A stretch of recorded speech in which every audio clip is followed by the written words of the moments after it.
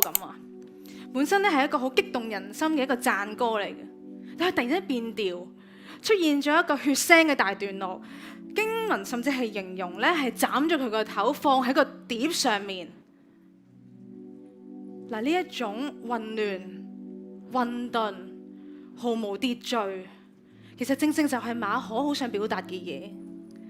嗱，佢想講嘅係希律王嘅權力帶嚟嗰份嘅混沌同埋混亂，其實原來發揮咗一個好大嘅影響力。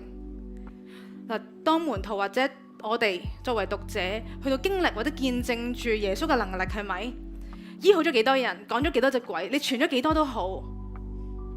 突然之間一盆冷水潑咗落嚟，希律王嘅權力話斬頭就斬頭，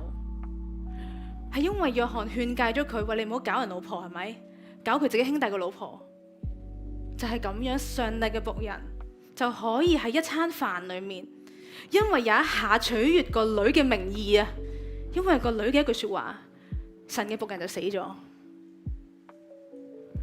我哋面對嘅真實情況就係咁樣。當我哋都好努力去明白實踐聖經裏面所講，想要我哋成為一個點樣嘅人嘅時候，係咪？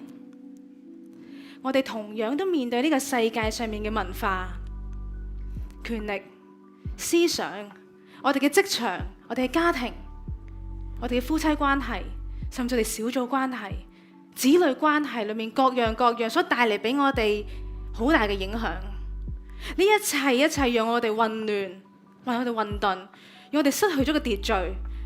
我哋叫呢啲做 chaos。